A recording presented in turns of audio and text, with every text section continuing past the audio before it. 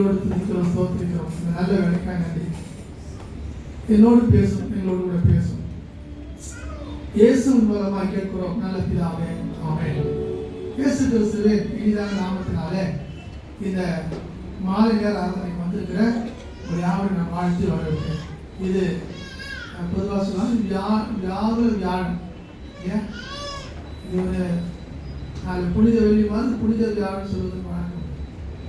இந்த வியாழனுடைய சில சம்பவங்கள், இயேசு கிறிஸ்து வாழ்ந்து நடந்த சம்பவம், அதில் ஒரு காரியம், மிக முக்கியமான காரியம், அவர் கடைசி ராவு பஸ்கா பண்டிகையில் பொதுவாகவே அங்கே அவர்களை கடவுள் எகிப்திலிருந்து விடுதலை கொடுத்து அழைத்து கொண்டு வந்த அந்த சம்பவத்தை ஞாபகப்படுத்தும் ஒரு பெரிய ஒரு காரியமாக அது செய்தார். அதில் ஒரு இந்த திராட்சை ரசம் அப்பமும் உண்டு, அது முக்கியமாக பயன்படுத்துவாங்க. இதை இவர் கொடுப்பதற்கு ஒரு காரணம், இந்த உலகத்தின் பாவத்தை தீர்ப்பதற்கு அவர் தன்னுடைய சரீரத்தையும் அவருடைய ரத்தத்தையும் நமக்கு கொடுத்து நம்மை மீட்டு கொண்டார். இந்த யோவான் சுவிசேஷத்தில் வாசிக்கும் பொழுது அவருடைய அன்பை குறித்து சொல்லப்படுகிறது. அவருடைய அன்பை குறித்து சொல்லப்படுகிறது.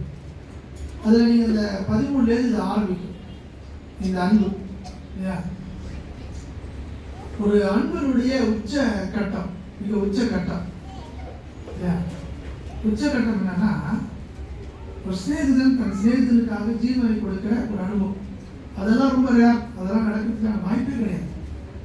ஆனால் இயேசு கிறிஸ்து இந்த உலகத்தில் வாழ்ந்த பொழுது இந்த அன்பை நமக்கு வெளிப்படுத்தும்படியாய் அவர் தம்மை நமக்காக ஜீவ பலியாய் ஒப்பு கொடுத்தார். அன்பை வெளிப்படுத்த முடியாது. இந்த அன்பை குறித்து வாசிக்கும் பொழுது அன்புக்கு இருமாப்பு இல்லை, அன்புக்கு பொறாமை இல்லை. அன்பு தற்பு கட்சியை நாடார். அன்பு எதையும் தாங்கக்கூடியது. அன்புக்கு அது எல்லாவற்றையும் சகிக்கக்கூடியது, எல்லாவற்றையும் கொடுக்கக்கூடியது. ஒருத்தர் மேல அன்பு வச்சுட்டோம்னா அவங்களுக்காக நம்ம என்ன பண்ணுவோம், எதை வேணா செய்வோம் இல்லையா?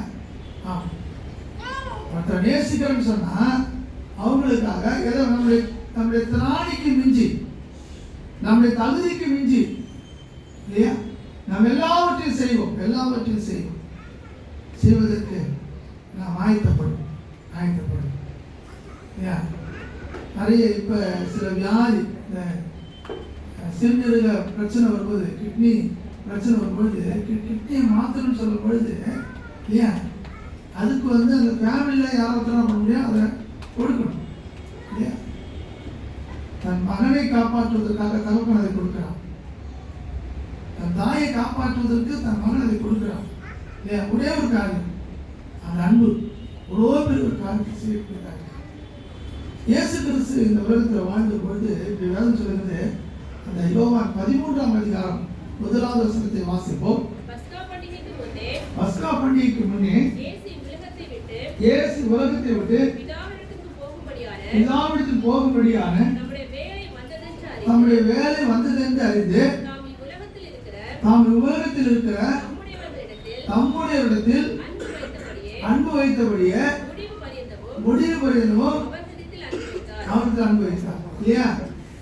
அவரிடத்தில் வைத்த அன்பு ஆரம்பத்தில் எப்படி இருந்துச்சோ கடைசி பரியந்தம், அவர் உலகத்தில் இருந்த கடைசி பரியந்தம் அந்த அன்புல எந்த மாற்றமும் கிடையாது.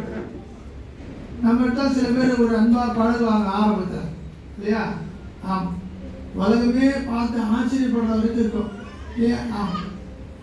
அதுக்கு பிறகு அவ்வளோதான் இல்லையா. அந்த அன்பு கொஞ்சம் கொஞ்சமாக தனிய ஆரம்பிக்கும்.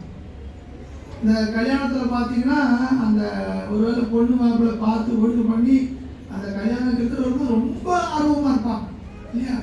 இப்போலாம் உடனே ஃபோன் நம்பர் வாங்கிக்கிறது, விடிய விடிய விடிய விடிய விடிய பேசுறது இல்லையா. விடிய விடிய விடிய பேசுறது, சும்மாவே அப்புறம் சொல்லு வேற மறுபடியும் சாப்பிட்டியா இல்லையா. காலையில் சாப்பிட்டியா 6 மணிக்கு, 10 மணிக்கு சாப்பிட்டியா, 12 மணிக்கு சாப்பிட்டியா, 3 மணிக்கு சாப்பிட்டியா, 4 மணிக்கு சாப்பிட்டியா, வேறு பேச்சு கிடையாது. இதையே பேசி பேசி பேசி பேசி பேசி அவ்வளோதான். ஆமாம். அப்புறம் கல்யாணத்துக்கு பிறகு என்ன சும்மா நெய் போட மாட்டாங்க.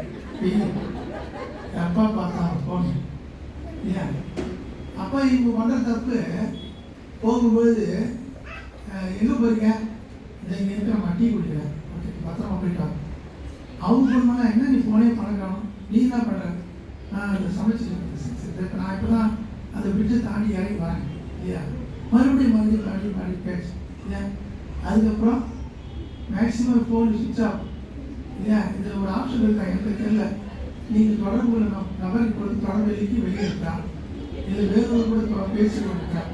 ஏதோ நம்ம பார்த்துக்கிட்டோம்னா அது ஈஸியாக இருக்கும் இல்லையா. ஏதோ ஒரு காலத்தை ஏன். ஆமாம். இந்த கல்யாணம் ஆகி ஒரு புது பொண்ணு மாப்பிளையும் சர்ச்சை விட்டு வெளியே வந்த உடனே ஒரு முள் வந்து அந்த அந்த கவுனில் வந்து மாட்டிடுச்சு. உடனே ஒரு குனிஞ்சு உட்காந்து அது மெதுவாக அந்த கவுனுக்கு இடையக்கூடாது, முள்ளும் அந்த அம்மா மேலே எடுத்து விட்டாங்க. இப்போ வந்தாச்சு. அடுத்த நாள் மறுபடியும் சாதாரண செருப்பு போட்டு முள் வந்து லைட்டாக குத்துச்சு. உடனே அவர் அந்த செருப்பு எடுத்து முள்ளை போட்டு அடி அடிச்சான். மறுபடியும் 2 நாள் கழிச்சு மறுபடியும் முள் குத்துச்சான். குத்துன மாட்டா சொன்னா, இது முள்ளு கிடையாது, நீ தான் ஒழுங்காக கண்ணு வச்சு நடக்க தெரியாத, கல்யாணம் ஆனது இப்படி தான் குத்தி குத்தி இப்படி எதுக்கு இப்படி பண்ணிட்டு தெரியும் இல்லையா. ஆமாம். அந்த அந்த அன்பு வந்து சொல்கிறேன் நான், அது வந்து ஒரு கண்டினியூட்டியாக நம்மளாது வராது. கொஞ்ச நாளைக்கு நேரம் பார்த்தாலும் என்ன படுறதில்ல, பேசுறதே கிடையாது. இப்போ பேச்சு சுத்தமாக கிடையாது இல்லையா. ஆமாம். 4 பேர் பார்க்கில் போய் உட்காந்து அங்கேயும் போனதை முடிக்கலாம் இல்லையா. ஒருத்தர் சொன்னார், காலையில் எழுந்து பல்லு தேய்க்கிறோம் இல்லையோ, முதல்ல எழுந்து ஃபோனை தேய்க்கிறாங்க இல்லையா. ஏதாவது ஒரு காரியம் குடும்பமாக ஒரு இடத்துக்கு உட்காந்து அங்கேயும் ஃபோன் தான் பார்க்குறாங்க. ஒரு கல்யாண வீட்டில் உட்காந்தாலும் ஃபோன் தான் பார்க்குறாங்க இல்லையா. பேச்சு குறைஞ்சி போச்சு. முன்னாடி டிவி இருந்துச்சு, அதில் நாடகத்தான் பார்த்துருந்தாங்க. இப்போ நாடகம் வந்து ஃபோன் வந்துருக்காங்க, அதில் பார்த்துக்கிறாங்க. ஏன் சொல்கிறேன்னா, ஆரம்பத்தில் இருந்த நீ வெளிப்பட்டில் வாசிக்கும் பொழுது ஆதியில் இருந்த அன்பை விட்டா என்பது உன்னிடத்தில் எனக்கு ஒரு குறை சொல்றார். ஆதியில் நீ இடத்துல வைத்திருந்த அன்பை விட்டா என்று உண்மையில் எனக்கு குறை உண்டு. அப்ப இயேசு கிறிஸ்து அப்படி அல்ல. அவர் நம்ம மீது வைத்திருந்ததான அன்பு வந்து அது எந்த விதமான மாற்றம் இல்லை. அந்த அன்பினுடைய உச்சக்கட்ட ஒரு வெளிப்பாடு என்ன தெரியுங்களா. உச்சக்கட்ட ஒரு வெளிப்பாடு அவர் செய்தார். ஒரு காரியம், அவர் போய் தம்முடைய சீஷர்களுக்கு அவர் உட்கார வைத்து அவர் கால்களை கழுவவும் துடைக்கவும் ஆரம்பிக்கிறார். இது யார் தெரியுமா செய்வான்? ஒரு வேலைக்காரன் செய்வான். அவர் எஜமானாய் இருக்க வேண்டியவர். அவர் அன்பு நிமித்தமாய் உங்களுக்கு நடக்கும் ஒரு வேலைக்காரனாய் மாறி போனார். பேதுரு சொல்றார், ஆண்டவரே நீர் என்னை கால்களை கழுவே கூடாது. அப்ப சொல்ற, நீ என் காலை கழுவுன்னு சொன்னீங்கன்னா நான் என்ன பண்ண மாட்டேன், எனக்கு ஒன்றுல பங்கு இல்லை அப்படின்னு சொன்ன உடனே ஆண்டவர் அப்ப என்ன பண்ணுங்க, மொத்தமா என்ன குளிப்பாட்டி விடுங்கன்னு சொல்றாரு. அது அப்படி கிடையாது. இந்த கால்களை கழுவுகிற ஒரு காரியம், இந்த அன்பினுடைய வெளிப்பாடு தான் கடவுள் அப்படிப்பட்ட காரியத்தை செய்தார். இந்த கால்களை கழுவும் பொழுது அவர் யூதாஸ்காரத்துக்கு காலை என்ன பண்ணிருப்பாரு, கழுவி இருப்பார். பேதுருடைய காலை கழுவி இருப்பார். எந்த விதமாக இதுவும் சொல்லல இல்லையா. அவருடைய ஒரே ஒரு நோக்கம் வந்து தன்னுடைய அன்பை வெளிப்படுத்துவதற்கான ஒரு காரியம். அன்பான கர்த்தருடைய பிள்ளைகளை தன்மானமான கர்த்தர் அவருடைய அன்பின் வெளிப்பாடு. அவர் தன்னை தாழ்த்தினார் இல்லையா. அவர் தன்னை தாழ்த்தினார். அவர் பெருமைக்குரியவர், அவர் மேன்மைக்குரியவர், அவர் உன்னதத்துக்குரியவர். அவர் எல்லாவற்றையும் விட்டு இறங்கி இல்லையா, அவர் உலகத்தில் வந்து பிறந்ததை விட ரொம்ப முக்கியமான ஒரு காரியம், அவர் போய் உட்கார்ந்து ஒரு கால்களை கழுவும் துடைக்கவும் தொடங்கினார் என்று சொல்லப்படுது. அன்பான கர்த்தருடைய பிள்ளைகளே, அருமையான காலை நேரத்தில் அப்படிப்பட்ட ஒரு அனுபவத்துக்குள்ள நீங்களே நாங்கள் கடந்து போகிறது. அன்பில் நிலைத்திருக்கிற ஒரு அனுபவம். நான் என்ன சொல்றேன்னா, தேவனோடு கூட இருக்கிற ஒரு அன்பு இல்லையா. இந்த காலத்தில் நம்ம எல்லாரும் வந்துட்டே இருக்கிறோம். காலையில் வரோம், சாயந்தரம் வரோம். எனக்கு ரொம்ப சந்தோஷம். நிறைய பேர் வரீங்க, ரொம்ப மகிழ்ச்சி. ஈஸ்டர் காலையோடு முடிஞ்சு போயிடும், அவ்வளோ. அதுக்கு பிறகு வாரத்தில் ஒரு நாள் ஞாயிற்றுக்கிழமை சாயந்தரம் கூட வாழ்ந்துருக்காரு. கொஞ்சம் கொஞ்சமாக குறைஞ்சிடும். மறுபடியும் 25வது வருஷம் பிப்ரவரி மாதம் மறுபடியும் நமக்குள்ள வந்துடும். பயங்கரமான ஒரு அன்பு இல்லையா? அது கொஞ்சம் கொஞ்சமாக ஈஸ்டர் அன்னைக்கு முடிஞ்சுக்கிறது, அவ்வளோதான், முடிஞ்சு போச்சு. அப்படி இல்லை, உங்களுக்கும் ஆண்டவருக்கும் இருக்கிறதான அந்த தொடர்பு தொடர்ச்சியாக இருக்க வேண்டும். ஒருவேளை நீங்கள் வர முடியலாம் கூட ஜெபிக்கலாம். ஒருவேளை நீங்கள் இங்கே சபையில் ஆராதனை இல்லைன்னா கூட நீங்கள் வந்து உட்காந்து என்ன பண்ண கடவுள் சமூகத்தில் காத்திருக்கலாம். தினந்தோறும் அவரோடு கூட வைத்திருக்கிறதான உறவு தொடர்ச்சியாக இருக்க வேண்டும் என்று சொல்லி ஆண்டவர் நம்மிடத்தில் எதிர்பார்க்கிறார். இரண்டாவது ஒரு காரியம், இந்த அன்பினுடைய வெளிப்பாடு இந்த தாழ்மை மாத்திரமல்ல, அந்த அன்பினுடைய வெளிப்பாடு அவனுக்கு ஒரு அந்த திருவிருந்தை ஆயத்தப்படுத்தி கொடுக்கிறார் இல்லையா? இந்த ராப்போசனத்தை அவர் கொடுக்கிறார். அந்த வெளிப்பாடு என்ன தெரியுங்களா? என்னுடைய சரீரத்தை இல்லையா, நான் இந்த திருவிருந்து கொடுக்கும்போது ஒன்று சொல்வேன். நீங்கள் எத்தனை பேர் கவனித்தது? இது உங்களுக்காய் விற்கப்படுகிற ஆண்டுடைய சரீரம், இது உங்களுக்காய் சிந்தப்படுகிற ஆண்டுடைய ரத்தம் என்று சொல்லி கொடுக்கப்படுகிறது. ஒவ்வொரு சமயமும் அதை பெற்றுக்கொள்ளும் பொழுதுலாம் இயேசு கிறிஸ்து எனக்காக மரித்தார், இயேசு கிறிஸ்து எனக்காக பாடுபட்டார், இயேசு கிறிஸ்து எனக்காக ரத்தம் சிந்தினார். இதனுடைய அடையாளம் என்ன? அவர் நம்பிக்கை வைத்த ஒரு பெரிய அன்பு, அவர் நம்பிக்கை வைத்திருக்கிற ஒரு அன்பு. அந்த அன்பின் வெளிப்பாடு தான் அவர் இந்த காரியங்களை நமக்காக செய்தார். அதுதான் செய்தார் ஆண்டு. ஏன்னா அவர் ஒரு காரியத்தை சொல்றாரு 10வது வசனத்தில், ஆகிலும் எல்லோரும் அல்ல இல்லையா? அவர் என்ன சொல்றாருன்னா, நீங்களும் சுத்தமாயிருக்கிறீர்கள், ஆகிலும் எல்லோரும் அல்ல. யாரும் சொல்றாரு? பேதுருகிட்ட சொல்றாரு. ஏன் சொல்றாரு? என்ன சுத்தம் இல்லை இல்லையா? என்ன சுத்தம் இல்லை? அங்க ஏதோ ஒரு அழுக்கு இருக்குது. இது அன்பில் ஒரு குறைபாடு, அன்பில் ஒரு குறைபாடு, அன்பில் ஒரு குறைபாடு. அருமையான மாலை நேரத்தில் நன்பான கட்டுரை சொன்ன ஆண்டவரத்தில் உங்களுடைய தொடர்பு எப்படி இருக்குது என்பதை யோசித்து பாருங்க. அவரோடு கூட நீங்கள் வைத்திருக்கிற அந்த உறவு தொடர்ச்சியாக இருக்கிறது இல்லையா? ஆமாம், ஜபம் இல்லையா? சில பேர்லாம் அது ஒரு பெரிய ஒரு வழக்கமாக வச்சுக்கிறாங்க இல்லையா? ஒரு பைபிளை திறந்து வாசிக்கிற ஒரு அனுபவம், பாட்டு பாடுற அனுபவம், ஜெபிக்கிற அனுபவம். சில பேர்லாம்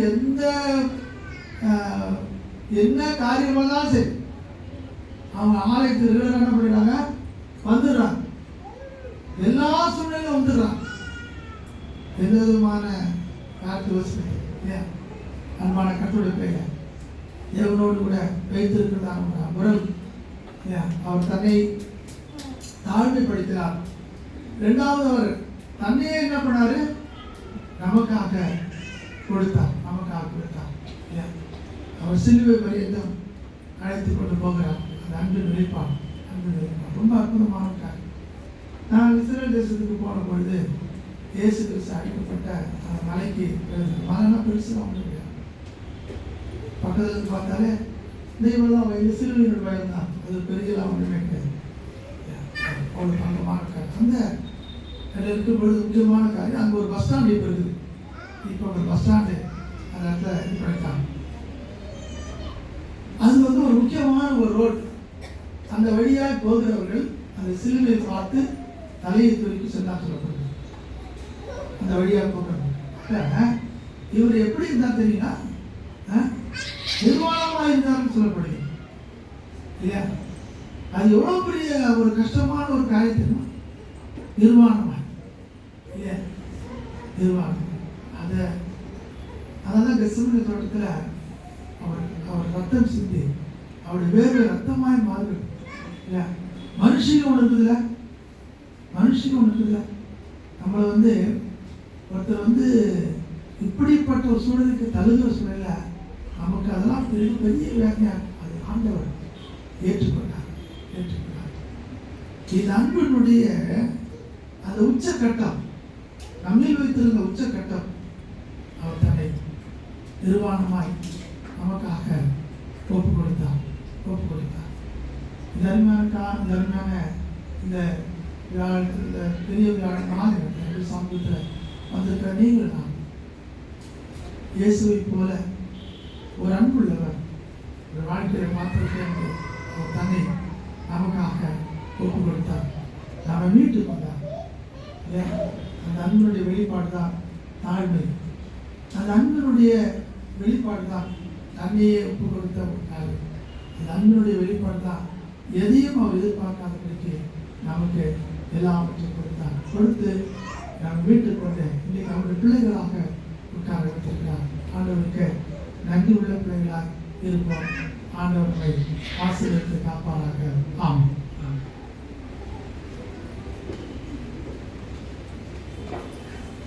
நாம் ஒரு பாடலை பாட